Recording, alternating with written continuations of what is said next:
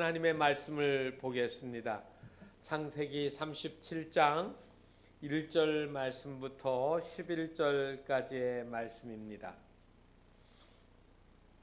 창세기 37장 1절 말씀부터 11절까지의 말씀, 우리 함께 봉독하시겠습니다.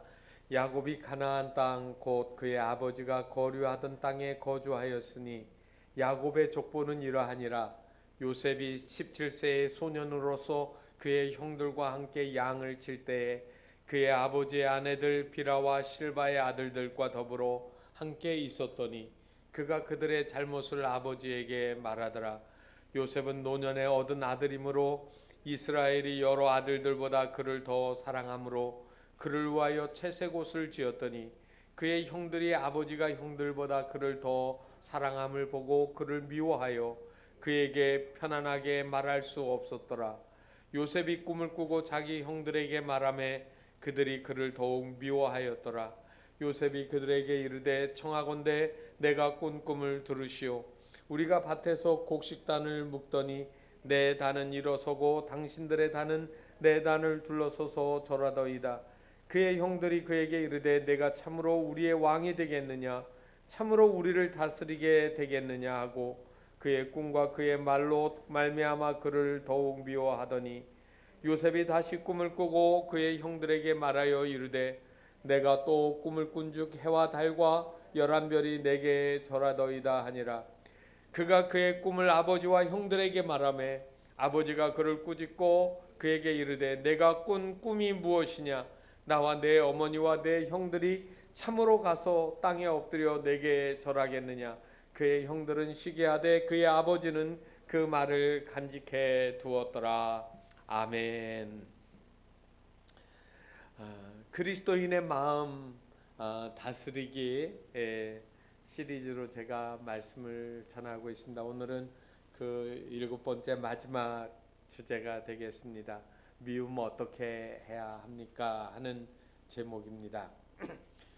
우리나라 여자 이름 가운데 가장 흔한 이름이 무엇인지 아시나요? 출생연도별로 조금 차이가 있는데 1945년 태어난 닭띠 여자들 가운데 가장 흔한 이름은 무려 9,298명이나 되는 이름인데 영자입니다. 영자. 그래 한마디로 영화에도 영자의 전성시대가 옛날에 있었던 거는 그 당시에 가장 보편적인 여성들의 이름을 택해서 지은 것 같습니다. 2위는 정자, 3위가 순자, 그 뒤를 이어서 춘자, 경자, 옥자, 명자, 숙자, 정순, 그리고 10위가 화자 이렇게 되어 있더라고요. 그런데 그로부터 60년이 지난 2005년도에 기록이 있어서 보니까 2005년도에 태어난 아이들, 지금 이제 한 15살 됐겠죠. 이 아이들의 이름 중에 가장 많은 이름이 1등이 3,006명이나 되었는데 서연이에요. 서연.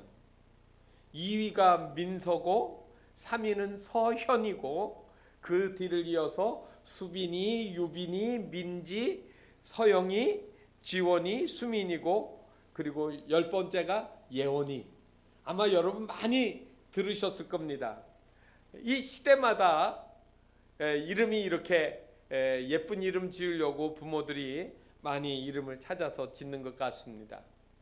그런데 미국은요, 우리나라의 그 국민 건강보험공단처럼 사회 노후에 보장해주는 그러한 기구가 있습니다. Social Security Administration이라고 미국 사회보장국이라고 번역할 수 있어요. 그런데 여기에는 사람들이 태어나면 다 거기에다가 이름을 올려놓고 소셜 시큐리티 넘버를 받게 해줘요. 그래서 성장하면서 다 하다가 일하고 은퇴하면 그에게 최소한의 사람이 살아갈 수 있는 보장을 해주니까 어떻게 보면 운전면허나 뭐 미국은 주민등록번호 없습니다. 그러니까 이제 가장 운전면허 가지고 사용하지만 그 다음에 더 근본적으로 사용하는 건 이 SSN 소셜 시큐리티 넘버 가지고 합니다. 그래서 미국에 거주하는 최소한 영주권 이상의 모든 것을 가지고 사는 사람들의 이름은 다 여기에 등록이 되어 있는데 1910년부터 2009년까지 100년 동안 미국 사람들이 가장 선호하는 이름을 조사했더니 10개가 나왔는데 그 중에 6개가 성경에 있는 인명의 이름을 갖다가 사람들의 이름을 붙이는 거예요. 그런데 그 중에서 가장 인기 있는 이름이 뭐였을까요? 여러분이 잘 아는 존, 요한, 제임스는 야고보 이렇게 다 돼 있는데 가장 인기 있는 이름이 조셉이에요. 우리말로 하면 요셉이지요. 한마디로 말하면 미국 사람들이 가장 사랑하고 그리고 자기 자녀들이 태어나면 붙여주고 싶은 이름이 요셉이라는 말입니다. 왜 그랬을까요?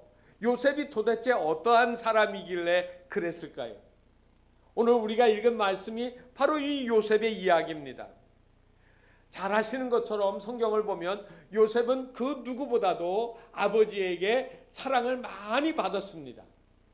그런데 그 사랑 때문에 미움을 또 많이 받았고 어려움과 고난을 많이 겪은 사람의 대명사로 나와 있습니다. 오늘 성경 말씀을 보게 되어지면 2절에 그렇게 나옵니다. 야곱의 족보는 이러하니라 해놓고, 여러분 야곱의 아들들이 쭉 있잖아요. 12명이 있는데 누가 나와야 첫째가 되겠습니까? 루벤이 나와야죠. 또 루벤을 안 하더라도 이스라엘 사람들이 가장 자랑스럽게 생각하는 유다가 나오든지 해야 되는데, 바로 여러분 성경을 보면 이렇게 나와요. 요셉이 17세의 소년으로서. 여러분 그 바로 앞에서는 이스마엘의 에서의 후손들에 대한 이야기가 쭉 나왔으니까 이제 야곱의 자녀들 이야기하면 순서대로 하면 좋겠는데, 오늘 여기 왜 야곱의 족보는 요셉이 17세의 소년으로서 하고 포커스를 누구한테 두었냐면 요셉한테 두었습니다. 여러분 지금 요셉의 나이가 17세입니다. 그런데 이 17세의 이 나이에 여러분 무슨 일이 일어났습니까? 요셉의 인생에 대반전이 일어나는 거예요. 다시 말하면 그때부터 고난의 그 굴복진 인생이 시작되어지는 겁니다. 여러분 이 야곱이 요셉을 낳았을 때 나이가 성경에 보게 되어지면 91세의 아들을 낳았습니다. 내 나이가 바로 앞에 갔을 때 130세라고 했고, 그리고 그때가 요셉이 국무총리를 하고 있었거든요. 그런데 잘 아시는 것처럼 7년 풍년이 오고 그 다음에는 2년 동안의 흉년이라고 하는 것이 있었으니까 9년이거든요. 국무총리가 되어가지고 30대 때 돼서 39세니까 130에서 39를 빼면 이 야곱이 이 요셉을 낳았을 때 나이가 91세가 되는 거예요. 나이가 많은 할아버지가 아브라함처럼은 아니지만 100세는 아니지만 91세에 낳은 아들이에요. 얼마나 소중하겠습니까? 그랬는데 이 아들이 17세가 되었습니다. 그러면 야곱의 나이는 몇 살이냐면 108세예요. 그리고 그의 할아버지, 그러니까 요셉에게는 할아버지가 되는 이삭도 그때가 180세까지 살았는데 168세인 때예요. 한마디로 이 어린 요셉에게 있어서는 아버지도 그리고 할아버지도 어마어마하게 나이 차이가 많이 나는 그러한 어린아이예요. 그런데 오늘 여기 성경에 보면 이 요셉은 아버지에게서 아주 특별한 사랑을 받았습니다. 3절에 이렇게 나오죠. 요셉은 노년에 얻은 아들이므로 이스라엘이 여러 아들들보다 그를 더 사랑함으로 그를 위하여 채색 옷을 지어 입혔다. 여러분 더 사랑했다는 이야기는 아마 이 요셉의 어머니가 라헬인데 동생 베냐민을 낳으면서 산고로 죽었습니다. 그래서 그 어려운 그 어머니를 잃은 그 어린 아들에 대해서 아버지가 불쌍히 여긴 것도 있겠지만, 그러나 또 하나는 이 요셉의 충직스럽고 뛰어나고 그리고 신실한 그 모습에서 아버지에게 특별한 사랑을 받은 것 같아요. 오늘 우리가 읽은 말씀에 보면 그 꿈 이야기를 하는데 맨 마지막 11절에 가면 이런 말이 나옵니다. 그의 형들이 시기하되 그의 아버지는 그 말을 간직해 두었더라. 아들이 꿈을 가지고 있었던 그 특별한 그러한 마음들을 아버지가 귀하게 여기고 있는 거예요. 여러분, 오늘 그런데 이 아버지가 아들을, 이 요셉을 특별히 사랑했더니 오늘 성경 말씀에 보면 형들에게 그가 미움을 받고 있습니다. 그래서 4절에 보면 그를 더 사랑을 보고 그를 미워하여, 5절에 보면 또 더욱 미워하였더라.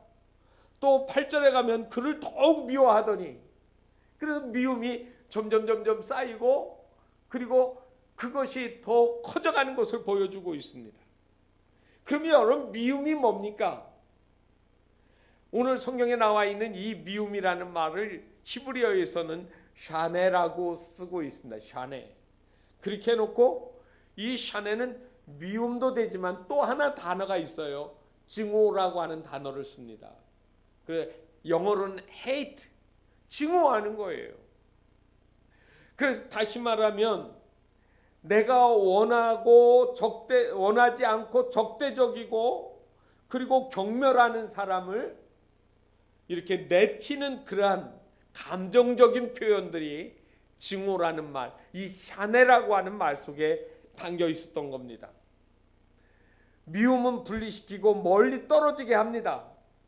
미움받거나 미워하는 사람은 원수가 될 수도 있고 적이 되어줄 수도 있습니다. 그런데 여러분, 누가 미워하고 있어요? 멀리 있는 먼 나라의 어떤 원수가 미워하는 게 아닙니다. 형제들이 미워하고 있습니다. 가장 가까운 사람들이 원망하고 미워하고 시기하고 살아갑니다. 대한민국에 살아가는 우리들이 서로 섞여 살면서 서로 미움이 생겨나는 거예요. 저 레바논에서 폭발이 확 일어나니까 레바논 사람 불쌍하다 뭐 이렇게 순식간에 하고 지나가지만 그 사람들하고 미워하고 사랑하고 하는 그런 관계는 아니잖아요. 우리는 함께 살아가면서 미움이 싹트게 되어지고 그 감정의 골을 메우지 못해서 증오가 나중에는 살이로 바뀌어지는 것을 볼 수가 있습니다. 그래서 오늘 성경 말씀, 우리가 읽은 말씀 뒷부분에 보면 이 미움을 가지고 있었는데 아버지가 형님들이 양치는 곳에 그 심부름을 보내서 요셉이 가게 됩니다. 17살짜리 아들이. 그래서 세겜을 거쳐서 도단까지 형님들을 찾아갔는데 그 형님들이 이 동생을 보고 죽이기로 합니다. 죽이자. 그러다가 첫째 루벤이 아니야, 그는 우리와 혈육이고 형제인데 우리가 죽일 수 있느냐, 그래가지고 구덩이에 집어넣습니다. 그리고 나중에는 그 첫째 형 루벤이 없는 틈에 그들이 미디안 상인들에게 이 동생을 팔아버리는 인신매매를 하는 그런 이야기가 쭉 이어져 있습니다. 어떻게 보면 이 17세의 요셉은 인생의 가장 큰 어려움들을 당하기 시작했습니다. 미움 때문에 그것으로 인하여 증오가 일어나고 증오가 살이로 바뀌어지고 그리고 그로 인해서 그는 종살이를 하게 되어지는 겁니다. 매우 슬픈 이야기입니다. 그런데 우리가 이 이야기를 창세기를 끝까지 다 읽어보시면 알지만 이 요셉의 이야기는 해피엔딩입니다.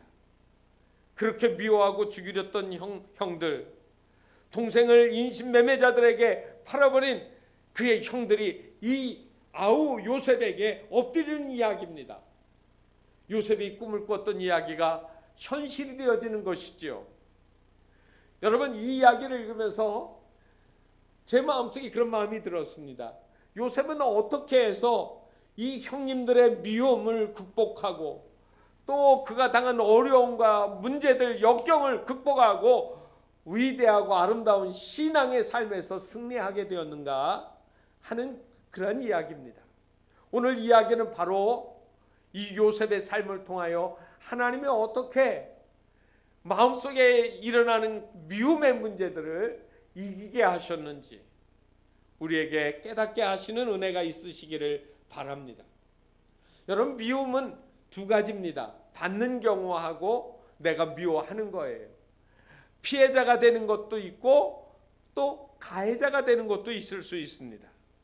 먼저 여러분, 우리는 살아가다 보면 부딪혀 살면서 요셉처럼 미움을 받을 수 있습니다. 대부분의 사람들은 남들에게 미움을 받지 않으려고 매우 노력을 합니다. 잘 보이려고 어떤 때는 내키지 않지만 억지로라도 인정받고 싶은 욕구 때문에 타인의 기분을 맞춰주는 경우도 있습니다. 원만한 인간관계를 유지하려고 내가 생각한 거 하고 또 다른 답을 내줄 수도 있습니다.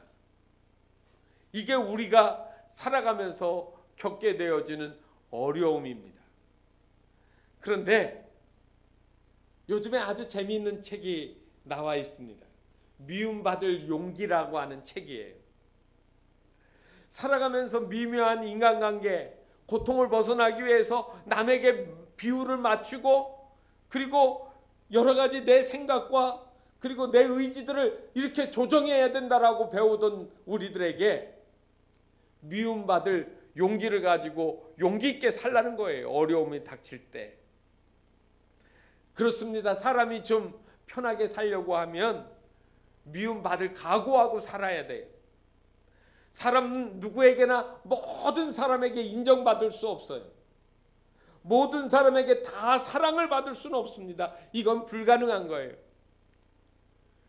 요즘에 TV에 가끔 나오는 정신과 의사 윤대현이라는 의사 선생님이 있습니다. 그분의 말은 이러더라고요.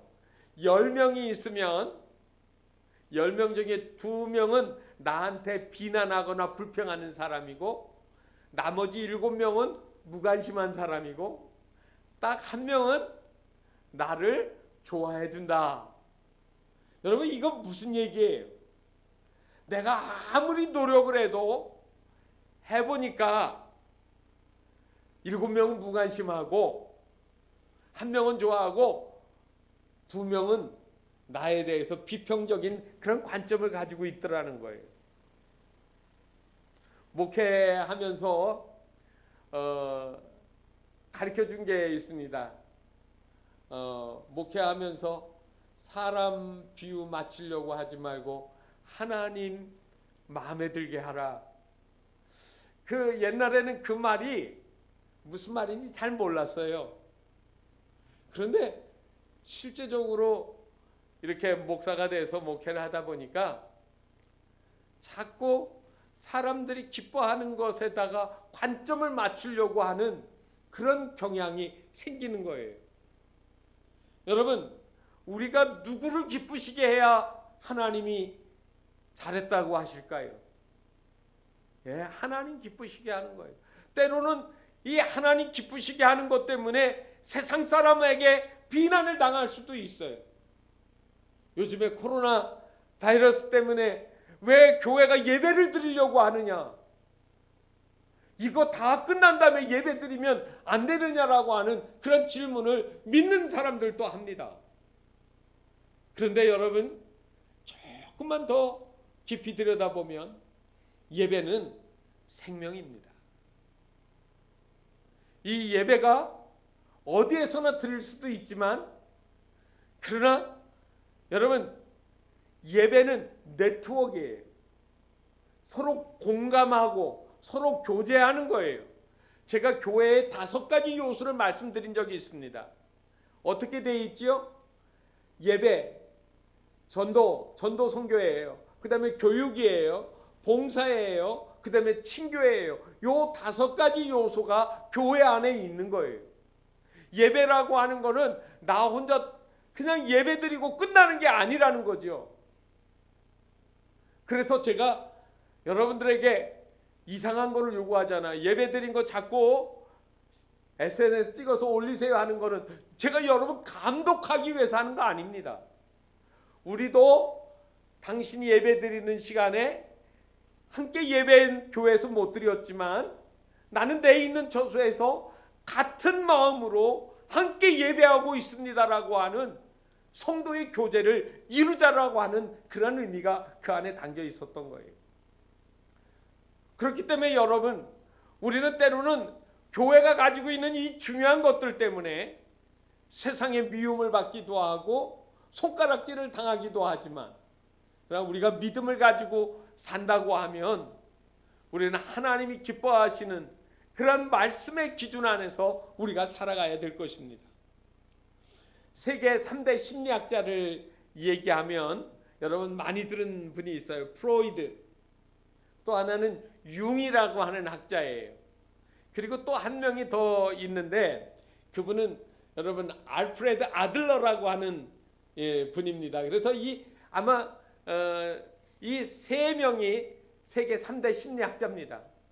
그런데 이 알프레드 아들러라고 하는 분을 연구해서 최근에 쓴 책이 일본의 학자인데 기미시 이치로하고 고카 후미다케가 책을 썼습니다. 알프레드 아들러의 그 심리학을 연구해 쓴 책 제목이 뭐냐면 미움받을 용기, 이렇게 되어 있습니다. 2014년에 1권이 나왔는데 너무 선풍적인 인기를 끌어서 주간 베스트셀러 1등을 21주를 했어요. 자그마치. 그리고 지금도 주간 베스트셀러 10위권 안에 꾸준히 올라가고 있는데 이것 때문에 2015년에 또 미움받을 용기 2번이 나오게 되어 있습니다. 특별히 한국 사회에서는 내가 어떤 집단에 소속되어 있는가에 따라서 내 정체성이 결정이 되어지잖아요. 내가 저 사람은 이러이러한 사람이야 라고 그냥 함께 넘어가는 경우가 많이 있어요. 그래서 개인의 개성이나 이런 모든 것들이 억제되어지고 그리고 침해당하고 있는 그런 사회 속에 살고 있는데 이제 그것들을 깨트리라고 하는 그런 이야기예요. 그러면서 그 책에서 지금 당장 행복해질 수 있는 10가지를 얘기를 합니다. 저는 꼭 이 말에 100% 동의하지는 않습니다만 그러나 여러분들이 참고하실 수 있어요. 도움은 되겠다 생각이 되어지는데 10가지 방법이 뭐냐면 생활양식, 첫 번째로 생활양식을 스스로 선택하라고 이야기를 합니다. 생활양식이라고 하는 것은 한 사람의 성격이나 그 기질을 의미하는 겁니다. 내가 현재 불행하다고 우울하다고 느끼는 이유는 그러한 삶을 내가 선택했기 때문이라는 거예요. 그래서 생활양식은 절대 불변적인 것이 아니라 한 사람이 성격이나 기질도 학이 따라서는 변화시킬 수 있다라는 겁니다. 그렇기 때문에 생활양식을 바꾸고, 그 다음에 두 번째는 지금에 있는 나를 그대로 받아들이라고 하는 말입니다.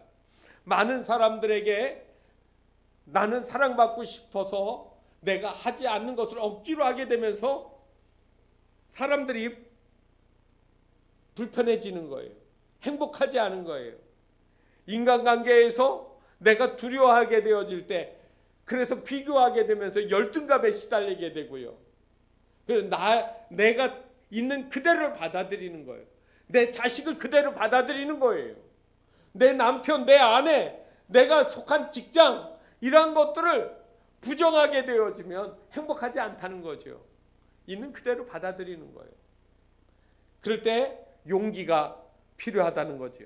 그 다음에 세 번째로 행복해지려고 하면 타인의 기대를 만족시키려고 하지 마라.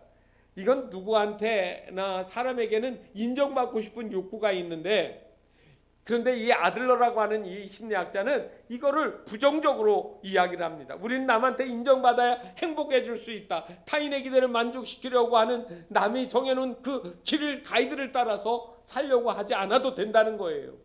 내 인생은 내 것이에요. 그래서 누구도 대신 살아주지 않는데 나만의 길을 갈 수 있게 하라는 거죠. 그래서 직업을 택할 때 그 아이가 가지고 있는 그런 특별한 재능들, 그가 가지고 있는 거, 부모가 원하는 건 세상적으로 알잖아요. 저 아이가 뭐가 되면 더 행복하겠다.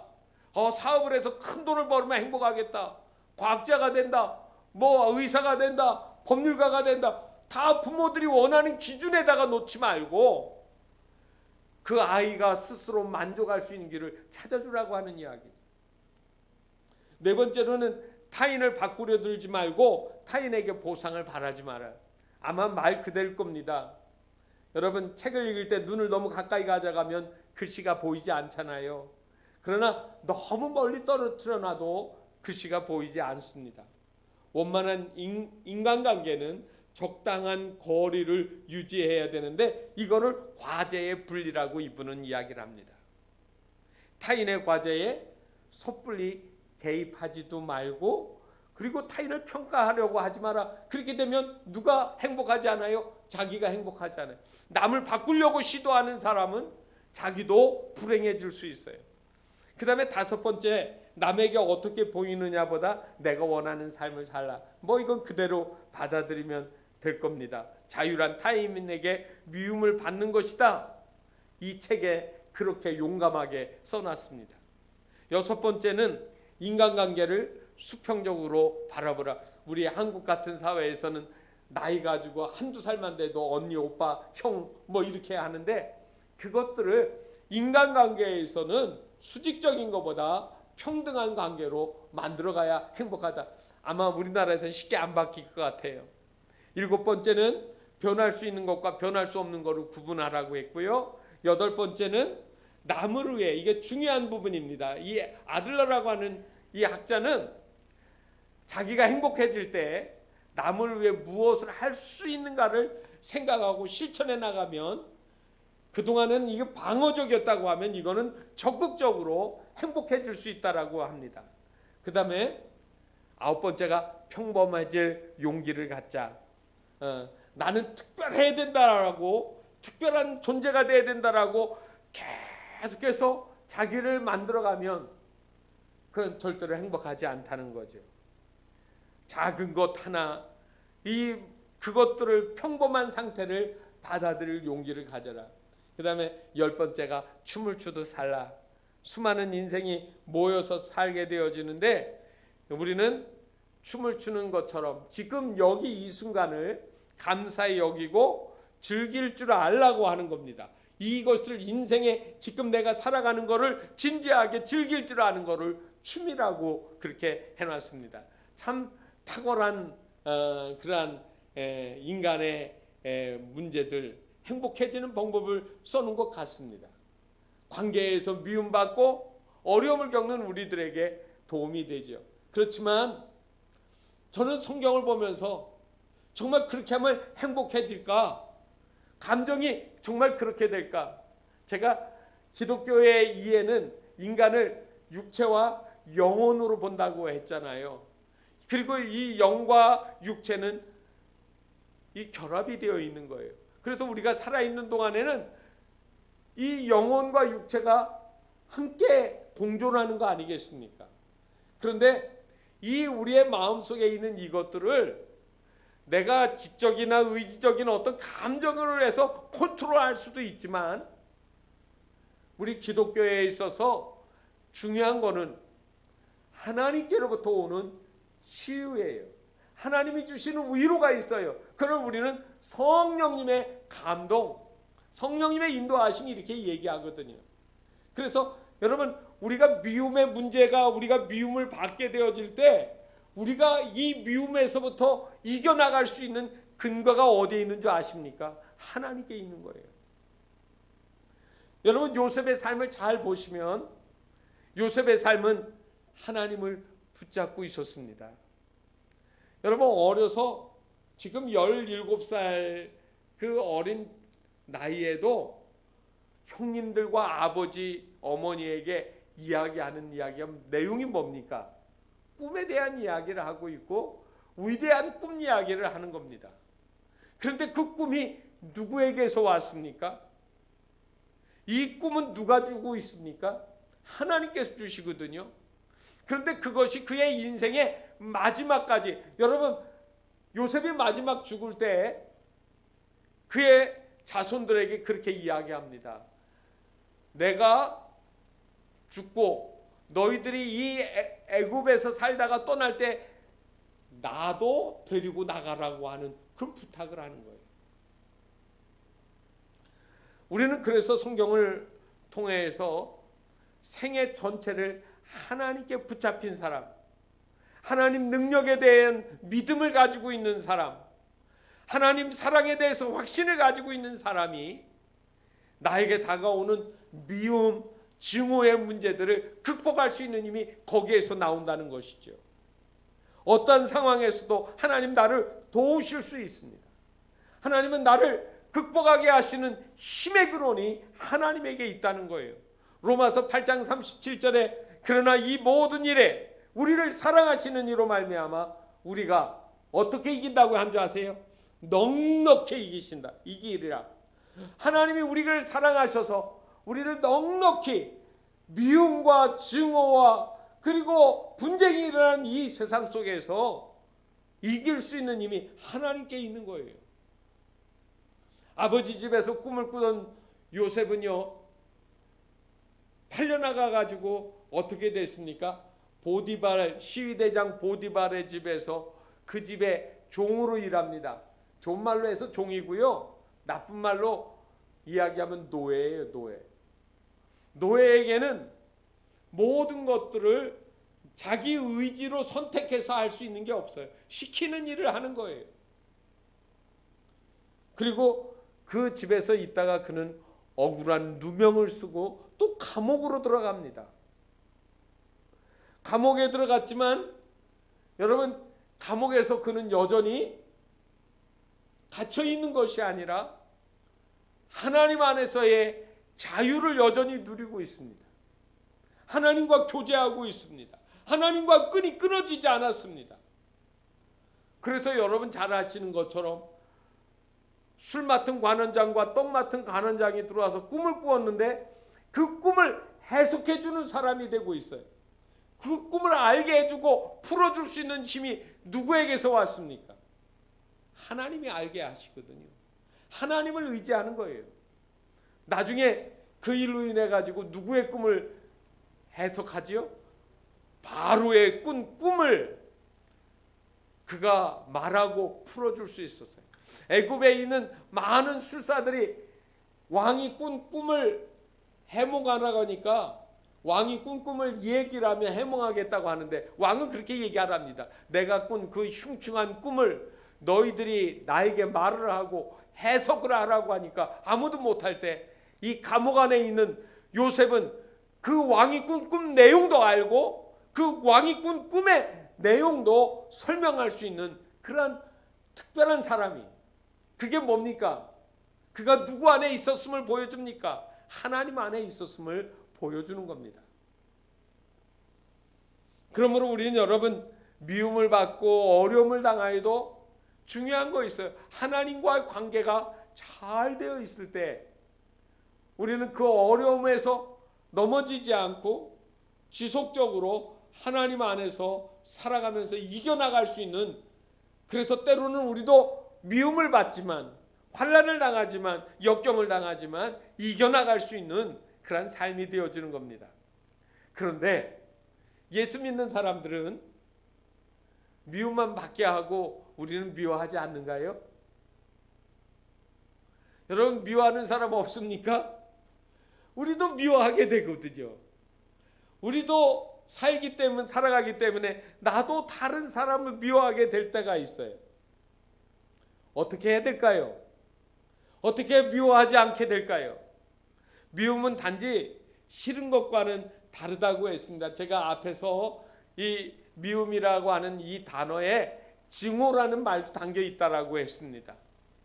싫은 거는 기호지만 이것이 더 악화되어서 증오가 되어지면 그 다음에는 뭐가 되느냐면 의지가 들어가기 시작을 해요. 그래서 그것이 행동화가 되어지면 저주하게 되고 악한 범죄로 발전하게 되어지는 겁니다. 성경에 보면 에스더서의 내용들을 여러분 아실 겁니다. 바벨론으로 포로로 끌려간 유대인들이 거기에서 수산궁의 그 나라에 살면서 그 나라에서 가장 높은 지위에 있던 하만이라는 사람에게 미움을 받는 이야기가 나옵니다. 그래서 유대인들이 다 죽을 수밖에 없는데 이 모르드게가 무릎을 꿇지 않고 그리고 굴복하지 아니했지만 그에게 있어서 초점은 하나예요. 하나님께 초점을 두는 거예요. 하만은 우리가 아는 것처럼 아말렉의 후손입니다. 이 아말렉에게 무릎 꿇지 않는 것으로 인하여서 미움을 받게 되어지고 증오를 받아서 망하게 되어지는 어려움 속에 빠지는 이야기가 이 에스더서의 이야기입니다. 그런데 하나님은 어떻게 하시는가요? 이스라엘은 어떻게 했습니까? 그 수상궁에 있는 모든 유대인들, 온 나라에 있는 유대인들이 금식하며 하나님 앞에 기도하기 시작했을 때 미움받았던 이스라엘이, 미움받았던 사람들이 오히려 미움을 극복하고 이기는 이야기가 나와 있지 않습니까? 미움은 곧 자신을 죽이는 악한 일이 되어집니다. 그러므로 성도들은 삶에서 미움이 일어날 때 그 미움은 하나님이 주시는 게 아니에요. 미움 때문에 나를 망칠 이유가 없다는 말입니다. 뱀 중에 방울뱀이 있잖아요. 딸랑딸랑 소리가 이렇게 뱀에게서 나서 방울뱀이라고 했는지 모르지만 이 방울뱀은 궁지에 몰려서 너무 화가 나면은요 가끔 자기 자신을 무는 경우도 있다고 합니다.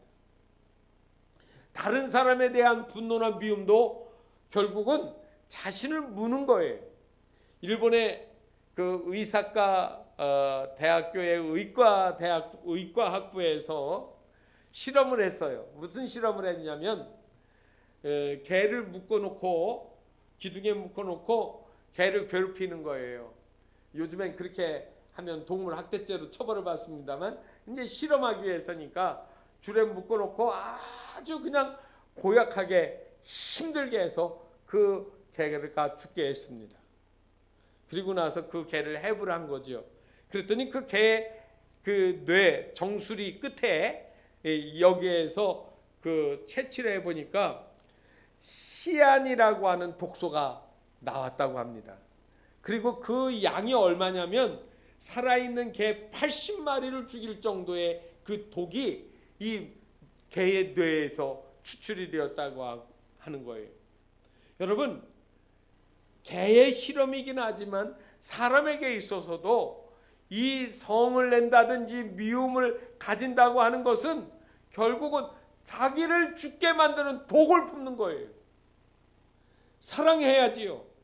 원수를 사랑하라고 그렇게 예수님께서 말씀하신 이 말씀을 우리가 지켜야 될 거 아니겠습니까? 그러면 어떻게 해야 될까요? 여러분, 가장 우리가 잘 많이 들은 이야기 중에 하나겠지만 여러분, 찬송이에요. 찬송. 심리치료의 방법 중에 보게 되어지면 미술 치료도 있고 또 음악 치료도 있고 뭐 여러 가지 방법이 있는 것 같더라고요. 좋은 노래는 마음의 정서를 안정시키고 평온함을 주고 그리고 강팍했던 마음도 누그러지게 할 수 있어요. 잘 아시는 것처럼 사울 왕의 마음속에 아주 그 다윗에 대한 미움이 와 불같이 일어나고 그리고 원망이 일어날 때 이 다윗이 수금을 타면 그 악신이 악령이 물러가게 되어지고 마음이 누그러졌다라고 하는 겁니다. 어떤 때는 미움이라고 하는 것들이 하나님이 주시는 것이 아니라 악한 마귀가 우리의 마음속에 불러일으키는 감정일 수 있습니다. 환경에서 오기도 하고 그리고 이 미움과 원망이라는 것들이 우리 마음속에 들어오게 되어지면 우리를 망하게 하는 거예요. 출애굽한 이스라엘 백성들이 홍해 앞에 딱 마주치게 됐습니다. 출애굽기 14장입니다. 그 홍해 앞에서 어떻게 했지요? 애굽에 묘지가 없어서 우리를 여기 와서 죽게 했느냐고 앞으로도 갈 수 없고 뒤로도 갈 수 없는 이 진퇴양난의 환경을 놓고 원망을 했어요. 그러면서 나중에 그 책임을 누구한테 돌립니까? 모세와 아론에게 들리는 겁니다. 그리고 모세와 아론을 넘어서 누구에게로 갑니까? 그게 하나님께로 나가는 거예요. 여러분, 그 상한 마음들이 그대로 있으면 이스라엘은 하나님의 군대가 되어줄 수가 없고 가나안 땅에 들어갈 수가 없는 겁니다. 그래서 여러분, 광야 40년 동안의 이야기는 하나님이 그들의 그 마음을 바꾸시는, 치유하시는 과정의 이야기로 볼 수가 있습니다. 출애굽기 15장을 보면 홍해를 건너고 나서 바로 나오는 이야기가, 주제가 두 개가 나옵니다. 하나는 모세의 노래, 그리고 이어서 모세의 누이였던 미리암의 노래가 나옵니다. 이스라엘 백성들에게 분노, 미움, 증오, 상처가 가득했던 마음을 하나님을 찬양하는 노래로 그들의 마음을 다스리는 이야기가 나오는 겁니다. 찬양은 우리의 마음을 바꾸고 살리는 역사가 되고 통로가 되어집니다. 부흥사 D.L. 무디 목사님이 전도할 때마다 꼭 따라다니던 분이 있습니다. 아이라 생키라고 하는 사람입니다. 한 번은 배를 타고 미국에서 유럽으로 이제 여행하고 있는데 배를 타고 이렇게 가는데 사람들이 이 생키 옆으로 몰려들었습니다. 집회 때마다 수많은 관중들 성도들 앞에서, 사람들 앞에서 찬양을 잘 부르던 이 생키를 보고 사람들이 와가지고 부탁을 합니다. 노래 좀 불러주세요. 선한 목자를 불러주세요라고 조르게 되었습니다. 그래서 이 배 안에서 생키가 찬송가를 부르기 시작했습니다. 양 99마리는 우리에 있으나. 그 노래를 잘 부르니까 사람들이 박수를 치고 흩어졌는데 한 사람이 찾아왔습니다. 생키 선생님. 그래서 쳐다보니까 한 사람이 미소를 지면서 얘기를 하는 거예요. 혹시 남북전쟁 당시 북군으로 참전하신 적이 있으시죠? 그래서 생키가 고개를 끄덕이면서 예, 그렇습니다. 나는 북군으로 참전한 적이 있습니다. 그랬더니 그 이야기를 하는 사람이 이렇게 얘기를 합니다. 저는 그때 남군이었습니다. 그런데 저는 그 밤에 당신을 본 적이 있습니다. 파란 군복을 입었고 그날 달이, 보름달이 휘영청하게 환하게 떠 있었는데 움직이는 표적이 있어서 총을 겨누고 쏘려고 하고 있는데 그 순간에 그 사람이 노래를 부르기 시작했습니다. 바로 지금 당신이 부른 그 노래, 그 목소리 그대로입니다. 그 노래는 저희 어머니가 생전에 집에서 늘 자주 부르던 찬송이었고, 그래서 당신이 예수 믿는 사람이라는 사실을 알게 되어서 나는 그날 도저히 방아쇠를 당길 수 없었습니다라고 그렇게 고백을 했습니다. 생키는 너무나도 감격스러워서 그 사람을 꼭 힘껏 끌어안았다고 했습니다. 찬송은 우리의 인생에서 어려운 순간에 내 마음을 움직이고 변화시키고 부드럽게 하고 살리는 믿음의 역사가 일어나게 되어지는 겁니다. 미움이 바뀌어지는 역사가 일어나게 만드는 것들이 바로 그것입니다. 또 하나는 우리가 기도하는 겁니다. 기도. 아유, 목사님 찬송하는 것도 그렇고 기도하는 거 다 아는 거 아닌데요. 여러분, 성경을 잘 보십시오. 여러분, 이스라엘 백성들이 더 이상 살아갈 수가 없었습니다. 그 흉년이 들어서 먹을 것이 없어가지고 야곱의 가족들이 살 수가 없어가지고 애굽으로 곡식을 구하러 떠나오는 이야기가 나오게 되어집니다. 그런데 와보니까 정작 누가 있었습니까? 자기들이 미워하고 그리고 팔아버렸던 동생 요셉이 총리로 있는 거예요. 형님들 마음속에는 두려움이 있습니다. 아버지가 돌아가시면 이 동생이 아버지에게는 효도하는 마음 때문에 가만히 있었겠지만 나중에 우리를 죽일지도 모른다라고 하는 두려움에 빠졌습니다. 그런데 성경을 보게 되어지면 이 요셉이 형님들을 위로하고 용서하는 이야기가 나옵니다. 미움을 미움으로 갚지 않는 이야기가 나옵니다.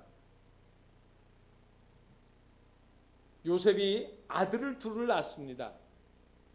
두 아들의 이름 속에 요셉의 마음이 담겨져 있는 것을 볼 수가 있습니다. 창세기 41장 51절에 보면 요셉이 그 장자 이름을 므낫세라 하였으니 하나님이 나의 모든 고난과 나의 아비의 온 집 일을 잊어버리게 하셨다 하며, 여러분 므낫세 이름의 뜻이 뭔지 아시죠? 므낫세라는 말이 여기 있는 말로 하니까 잊어버리게 하셨다, 그거예요. 뭐를 잊어버리게 하셨어요? 나의 고난, 나의 상처, 내 마음속에 있는 원망, 쓰라림. 여러분 요셉에게 그게 왜 없었겠어요? 남의 집 종살이 하면서 그 마음이 왜 안 들었을까요? 감정이 없는 거 아니잖아요. 있는데도 불구하고 그거를 순간순간 치유하고 회복하게 하신 이가 누구였을까요? 하나님이시라는 거예요. 그래서 그 아들 낳는데 첫 번째 아들 딱 낳아가지고 하나님이 나의 모든 고난을 잊게 하셨다, 내 쓰라림, 원망, 미움을 잊어버리게 해주셨다. 상처로 많기로 말하면 요셉만큼 많은 사람이 어디 있습니까? 그럼에도 불구하고 보복하지 아니하고 미움이 오히려 더 큰 사랑으로 바뀌어지는 모습 보지 않습니까? 또 41장 52절에 보면 두 번째 아들 차남을 낳는 이야기가 나옵니다. 이름을 에브라임이라고 했습니다. 뭐라고 한지 아십니까? 하나님이 나로 나의 수고한 땅에서 창성하게 하셨다 함이 어떠라. 에브라임은 창성함이라는 뜻입니다. 번성하다는 이야기예요. 번영이라는 이야기예요. 여러분 그 번영과 창성함의 이유가 어디 있습니까? 누가 했습니까? 과거의 억울한 사건들을 잊고 용서하지 않았으면 하나님은 결코 이 요셉을 위대한 신앙의 인물로 만들어주지 않았을 겁니다. 이 41장 52절에 보면 저에게 눈에는 이 단어가 중요하게 보였어요. 하나님이 나로 나의 수고한 땅에서, 하나님이 나로 나의 수고한 땅에서 창성하게 하셨다. 여러분 하나님이 나에게 베푸신 은혜가 그거예요. 하나님이 나로 나의 모든 고난을 잊게 해주셨다. 하나님이 나를 모든 수고한 것들을 기억하시고 번영하게 해주셨다라고 하는 이 영광을 하나님께 돌리고 있지 않습니까? 기도하는 사람만이 할 수 있는 일이에요. 어려운 일이 있을 때, 힘든 일이 있을 때 그것으로 끝나는 것이 아니라 그것을 이용해서 오히려 더 하나님께로 가까이 나가는 사람, 하나님이 높여주시는 사람, 미움이 그로 하여금 더 크게 만들어주는 그 과정을 만들어주는 그런 하나님의 특별한 축복의 도구로 만드는 사람이 된 것이죠. 우리는 미움이 점점 커가는 시대를 살아가고 있습니다. 나라가 반으로 쪼개지는 것 같습니다. 부자와 가난한 사람, 집을 소유한 사람과 세를 살아야 되는 사람, 고용인과 노동자, 극과 극으로 갈라져가는 이 시대를 우리가 살아가지 않습니까? 어떻게 해야 될까요? 여러분 프란체스코가 쓴 평화의 기도문을 아시지요? 그 기도문 속에 이런 말씀이 나와 있습니다. 당신의 도구로 써주소서. 미움이 있는 곳에 사랑을, 다툼이 있는 곳에 용서를, 분열이 있는 곳에 일치를, 의욕이 있는 곳에 신앙을, 그릇됨이 있는 곳에 진리를. 여러분 이 모든 것들이 누구로부터 올 수 있을까요? 하나님께로부터 오는 것. 어려울 때 하나님께로 돌아오십시오. 내 믿음이 미움이 와 커져갈 때 하나님을 찬양하고 하나님을 신뢰하게 되어질 때, 하나님께 믿음으로 나갈 때 하나님은 우리의 미움을 바꾸어서 고난을 잊어버리게 하실 뿐만 아니라 장성하게 하시고 번영하게 하시는 축복의 도구로 삼아 주실 것입니다. 기도하겠습니다. 하나님, 미움이 가득한 시대에 우리가 살아가고 있습니다. 미움을 잊어버리고 미움 받을 용기를 가지라고 세상은 이야기를 하지만 우리에게는 미움이 미움으로 끝나지 아니하고 미움을 바꾸어 하나님을 증거하고 하나님의 사랑을 표현하고 그리고 세상을 이겨나가는 승리로운 기회로 삼는 저들 되게 하여 주시옵소서. 예수 그리스도의 이름으로 기도하옵나이다. 아멘.